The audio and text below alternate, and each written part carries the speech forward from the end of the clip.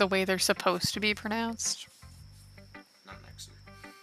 Anyway, Well, it's not really any worse than your last one, but I can't really say it's any better either. Phew. Huh? Phew, what's that? Well, anything that isn't a train wreck, I take it as a win. And if I get a feeling, you're probably the most critical. Hey, what makes you... Wait, maybe that was a compliment. Glad to see someone recognizes my experience. Well then, keep practicing, and maybe you'll be as good as me one day. That's, something tells me Natsuki completely missed the point. Come to think of it, this kind of reminds me of Sayori's poem from yesterday. do you think so? Yeah, well, I guess if you've been friends with her for so long, you might be on the same wavelength.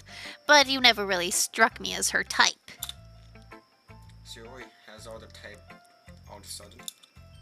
Well, I don't know. But honestly, how could someone so fluffy spend so much time with someone like you? It's like she's dragging around a dead weight. That was a little unnecessary. But to think of it this way, if you weren't for me, she would probably just fly off again, away, like letting go of a balloon. You could say we take care of each other in our own way. Whatever it is, I don't get it. Oh yeah, I guess I'm supposed to show you my poem? Here. Amy likes spiders. You know what I heard about Amy? Amy likes spiders. Icky, wriggly, hairy, ugly spiders. That's why I'm not friends with her. Amy has a cute singing voice. I heard her singing my favorite love song. Every time she sang the chorus, my heart would pound to the rhythm of the words. But she likes spiders. That's why I'm not friends with her. One time I hurt my leg really bad. Amy helped me and took me to the nurse. I tried not to let her touch me. She likes spiders, so her hands are probably gross. That's why I'm not friends with her. Amy has a lot of friends. I always see her talking to people. She probably talks about spiders. What if her friends start to like spiders too? That's why I'm not friends with her. It doesn't matter if she has other hobbies. It doesn't matter if she keeps it private. It doesn't matter if she doesn't hurt anyone. It's gross. She's gross. The world is better off without spider lovers. And I'm going to tell everyone. Not bad, right? It's quite a bit longer than yesterday's. Yesterday's was way too short. I was just warming up. I hope you didn't think that was the best I could do. No, of course not. Anyway, the message is pretty straightforward in this poem. I doubt I have to explain it. Sometimes you can explain complicated issues with much simpler analogies. And it helps people realize how stupid they're being. Like anyone would agree that the subject of this poem is an ignorant jerk. Do you know people like that? Of course. It's about how everyone thinks That doesn't matter. It can be about anything. I wrote it to be easy to relate to. Everyone has some kind of weird hobby or guilty pleasure. Something something that you're afraid if people find out they'd make fun of you or think less of you. But that just makes people stupid. Who cares what someone likes, as long as they're not hurting anyone, and it makes them happy? I think people really need to learn to respect others for liking weird things. Well, you're definitely right. I actually agree on that. At least I can relate to that. I'm sure a lot of other people can too. It's what I do best, after all. I don't like writing unless there's a good message to take away from it. Like, conveying emotions is important. But I want to make people think, not just feel. Remember that. I'm going to write a good one tomorrow, too, so look forward to it. Yuri. Are you still mad at me? For what? Eh? For disrespecting Natsuki yesterday. Because reading this poem, now I know why you got mad at me. Because you prefer her writing over mine. that's not really true. Meaning, when I disrespected her, I disrespected you too, didn't I? Oh no. Yuri, you might be reading this into a bit, a little too much. How could I be so stupid? I always let these things happen. Whenever I think before I speak, I just come off as awkward and unlikable. But if I speak without thinking, the things I want to keep inside come out and make people hate me. So please don't force yourself to be around me. I know this is what Monica wants, but it's not fair when you could be enjoying your time with Natsuki and Sayori. Yuri. Please, it makes it easier for me if you don't express any concern. Besides, I have my books with me. That's all I need. Yuri smiles sadly and puts her head down on her desk. I'm frustrated. I don't hate her, but it's as if she's not capable of listening to me over her own thoughts. I sigh to myself. All I can do is accept that this is how she is. If she wants to be left alone, then I have no choice but to abide by that request. Damn.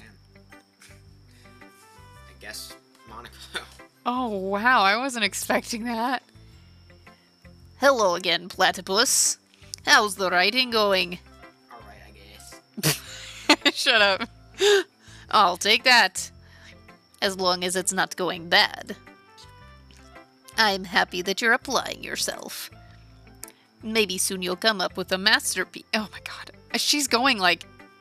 I can't land on the voice, bro.